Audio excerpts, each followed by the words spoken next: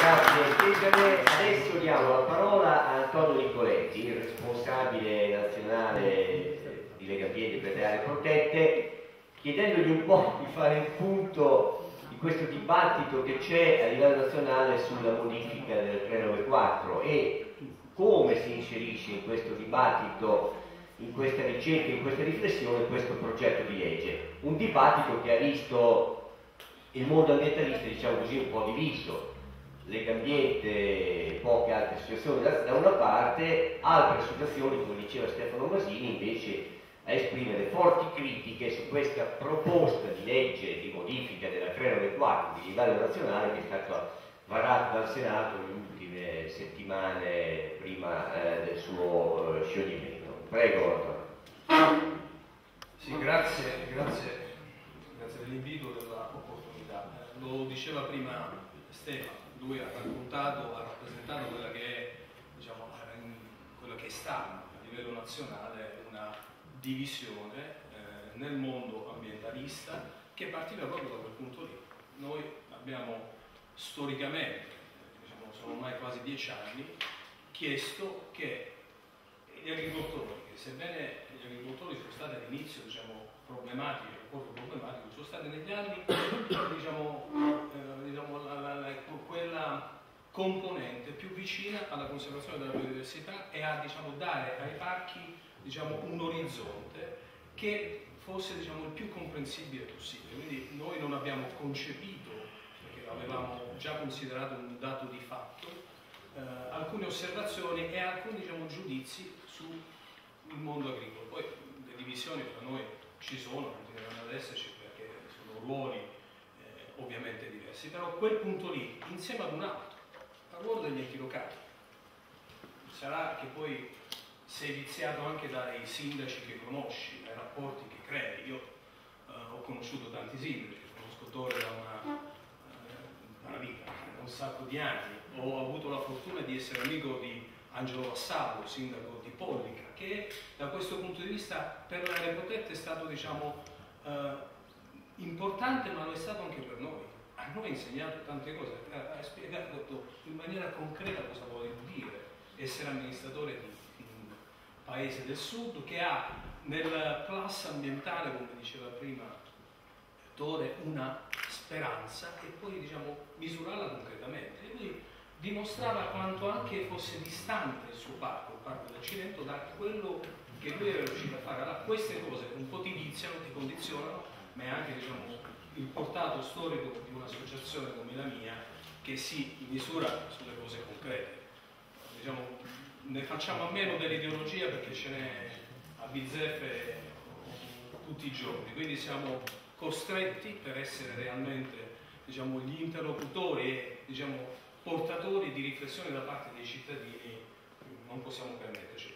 Rassicuro Stefano di un'altra cosa: qui nel Veneto, fortunatamente, anche perché i miei diciamo, rappresentanti, qui c'era Gigi Lazzaro, il presidente, Angelo Mancone, sono stati più bravi di me e sono riusciti a tenere, diciamo, un filo comune di interlocuzione con le altre associazioni, sebbene nelle differenze servono, ma, diciamo, l'attuale, il punto di caduta è molto più, diciamo, avanzato di quello che può sembrare. Credo che si vede anche dalla valutazione comune che hanno dato rispetto alla proposta di legge presentata dalla Regione. Cioè una proposta che, lo diceva Zadini prima, non rende merito nemmeno al lavoro tecnico che questa Regione ha fatto, diciamo, va in tutt'altra direzione. Sono poche le regioni italiane che sulla vicenda Siti Natura 2000, gestione della biodiversità, hanno immaginato una strutturazione, perché viene, diciamo, completamente appannata dal gap politico in negativo che questa regione purtroppo esprime.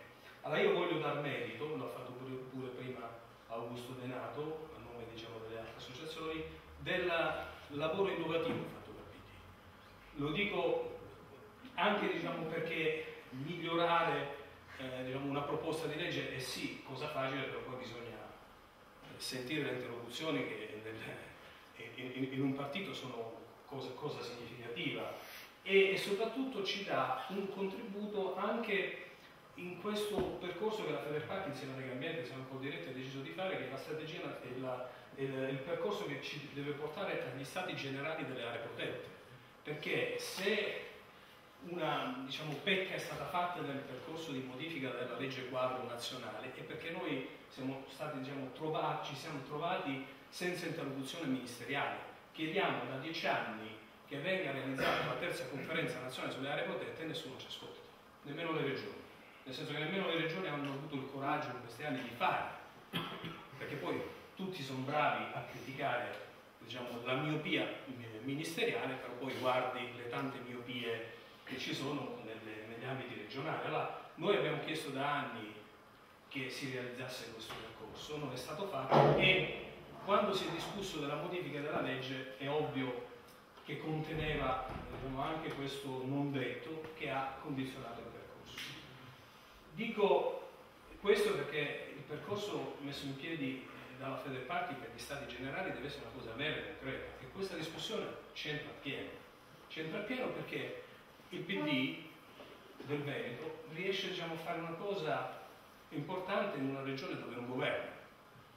C'è l'amico Enzo, lui viene dalla regione Emilia-Romagna, e il percorso fatto dall'Emilia-Romagna alla modifica della legge è una cosa terrificante, che ha visto tutti i suoi limiti nella cultura del PD della serie lasciate lavorare il macchinista. Non ha sentito nessuno, ha fatto finta che quello che decideva dentro casa andava bene, e i risultati si sono visti con quella legge che stiamo cercando di capire se fa danni, ma sicuramente non aiuta, e si vede nell'impostazione culturale che c'è nel PD a tanti livelli. In Toscana abbiamo perso l'orizzonte di un'idea di modifica della legge quadro. Stiamo parlando di regioni dove governa il PD. In Umbria, che hanno smantellato il sistema delle aree protette, nelle Marche. Figuratevi cosa poteva fare il PD in regioni come la Calabria o la Campania, dove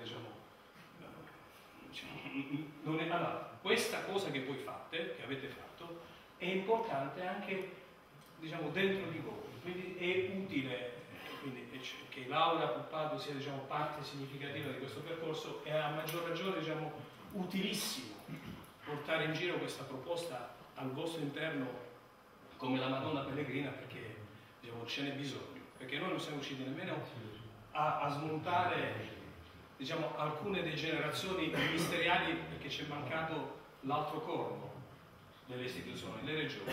Le regioni hanno smesso di avere un'idea comune su questo tema come su altri, ma su questo tema negli anni sono state fatte cose significative.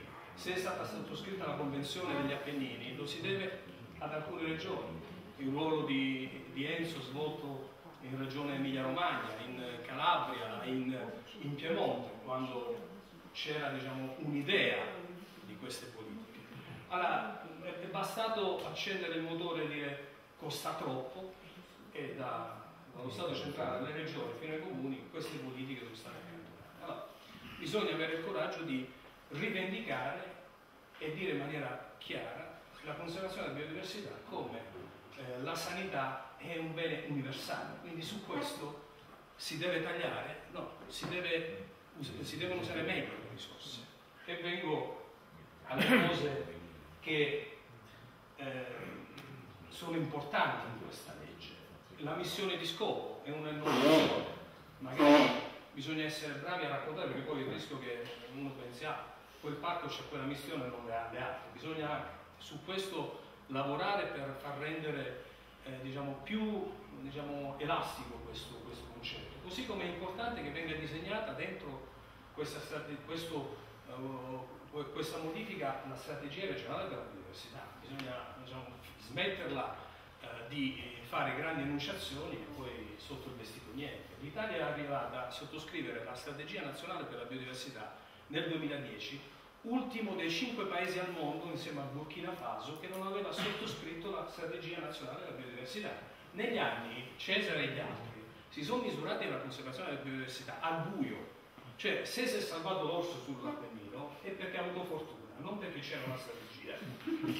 No?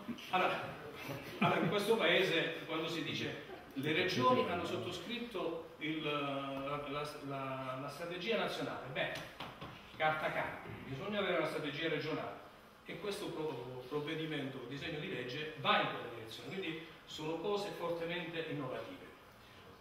Arrivo a quelle che sono secondo me, però ripeto, su questo c'è un lavoro che faranno le associazioni a livello regionale che diciamo sono fiducioso che anche molte cose che sottolinea Stefano, come la bottega dei parchi, inutile dirlo, l'idea di Legambiente Federparchi e Coldiretti che stiamo maturando a livello nazionale, il parco che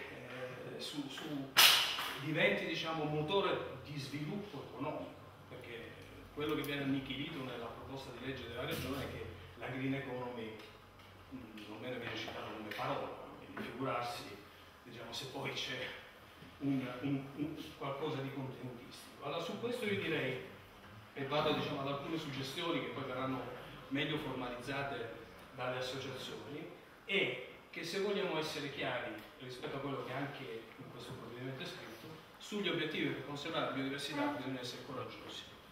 Sappiamo quali sono i limiti cioè quali sono le motivazioni per la perdita della biodiversità. Uno di questi è sicuramente il consumo di suolo, le fratture ecologiche.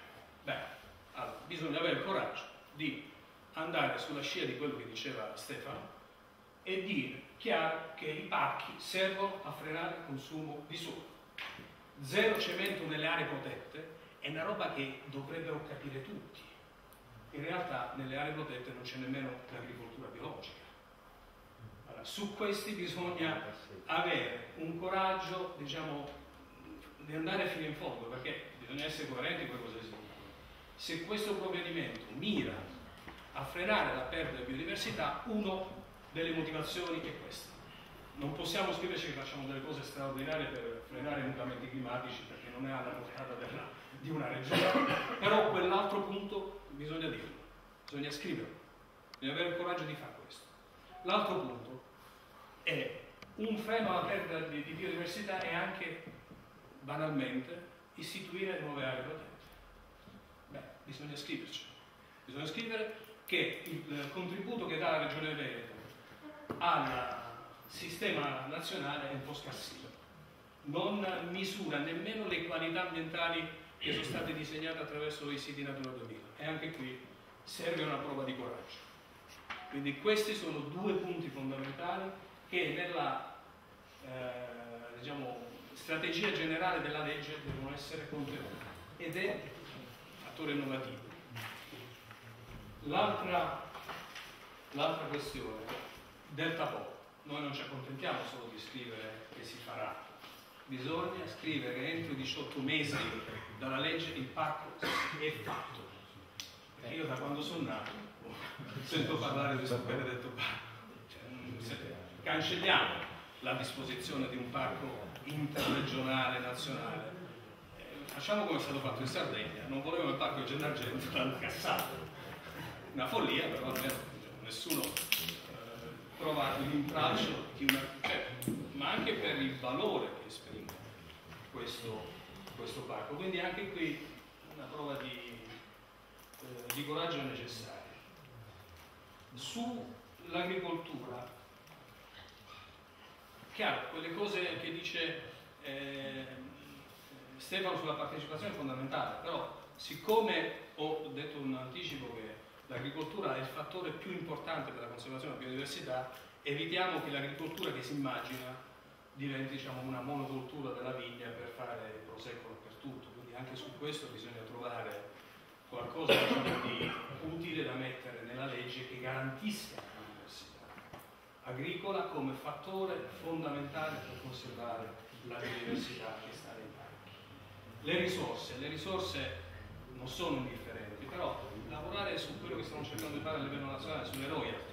Io trovo incomprensibile che se i parchi garantiscono acqua buona e di qualità, tutti da questo ne ottengono dei benefici tranne l'ente parco. Cioè perché chi emunge l'acqua per imbottigliarla non dà nulla? In Veneto avete una legge che più o meno è comprensibile, ma in giro per l'Italia ci sono delle leggi che si fanno pagare sulla base delle porzioni di terreno che occupano le soggetti, quindi figurate che presa in giro. Allora, su questo bisogna trovare dei punti dove i parchi valorizzano i servizi ecosistemici che garantiscono. E deve essere questo il nuovo, diciamo, scambio che si fa. Bene universale, servizio ecosistemico che garantisce e soprattutto ritorno per questo servizio che viene offerto alla collettività. Cioè non c'è altro modo, perché le casse pubbliche sapete questo. Sulla governance, io dico, il Legambiente da anni non fa più nomine nelle commissioni di riserva delle aree marine protette perché abbiamo considerato quello strumento inutile. Legambiente sarebbe anche dell'idea che gli ambientalisti nei consigli direttivi non servono, però mi sembra eccessivo quando tutti ci vogliono stare. Però noi abbiamo un punto di vista che credo sarà condiviso anche dagli altri, che non è necessario che gli ambientalisti stiano nel luogo dei consigli direttivi per fare un mestiere diverso da quello che sanno fare, perché non sempre poi c'è il materiale umano che te lo permette, ma altri luoghi, le consulte, le comunità di parco, secondo me sono i nuovi luoghi dove si esercita questa funzione, chiarendo però che non si sta in una riserva indiana dove tutti quelli che cercano lo sfogatoio si mettono là dentro e perdono tempo. No, bisogna, se c'è una consulta deve avere un ruolo, una funzione. E quale maggior ruolo che può avere, diciamo, il mondo dell'ambientalismo a dare voce, essere cassa di risonanza degli interessi dei cittadini? Ad esempio, la consulta come è stata impostata può essere il luogo dove ogni anno si fa un resoconto degli obiettivi raggiunti o di quelli che bisogna rilanciare per l'anno successivo. Questo ruolo è la nuova frontiera dell'impegno ambientalista. Io sono convinto che nelle comunità di parco, che sono più complesse della rappresentanza che diceva Stefano, ci può essere, diciamo, un lavoro per gli ambientalisti, perché là dentro bisogna convincere gli amministratori della giustezza della propria posizione, non come succede adesso nei consigli direttivi dei parchi nazionali, ad esempio, dove su 12 ne trovi magari uno che capisce di pubblica amministrazione e comunque circondato perché gli altri 11 fanno per concetto.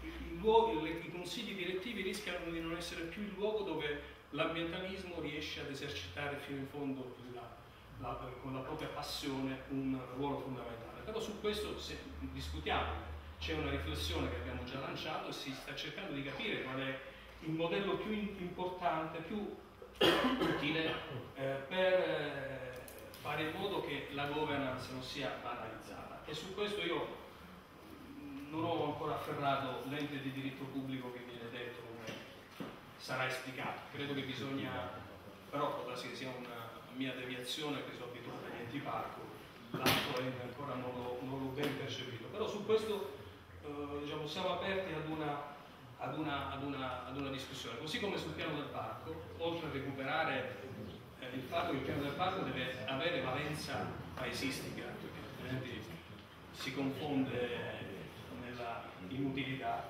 Anche su questo bisogna spingere le regioni ad approvare i piani e dall'altro i parchi a fare. Anche su questo bisogna arrivare ad una determinazione che i piani dei parchi devono essere approvati entro un tempo certo e bisogna anche avere il coraggio di dire se non viene approvato c'è il silenzio assenso, perché noi abbiamo situazioni di parchi nazionali e regionali. Il parco delle Apuane, cioè, che ha le cave di marmo più importanti al mondo, non ha un piano da 30 anni. Che volete che cosa può fare quel piano del parco rispetto alla conservazione? Poco, quello che è residuale, però bisogna avere degli obiettivi, una data certa affinché tutti arrivino a determinazione di approvare il piano e se non avviene ci saranno poteri sostitutivi. Quindi mettere, come avevamo previsto nella modifica del 394, che entro 18 mesi il piano è approvato, punto, bisogna anche qui dare prova di coraggio. Per ultimo chiudo con uno spot associativo. Noi abbiamo presentato un disegno di legge sulla bellezza.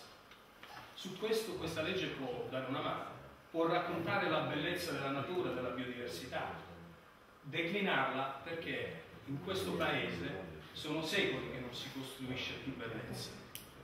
L'ultima bellezza costruita è quella dei pittori del Seicento, poi dopo è stata, diciamo, una rincorsa a distruggere bellezza. Anche la bellezza della natura deve essere, diciamo, contenuta nella filosofia di questo provvedimento di legge, che, diciamo, credo che apra scenari nuovi e positivi per l'intero Paese. Grazie.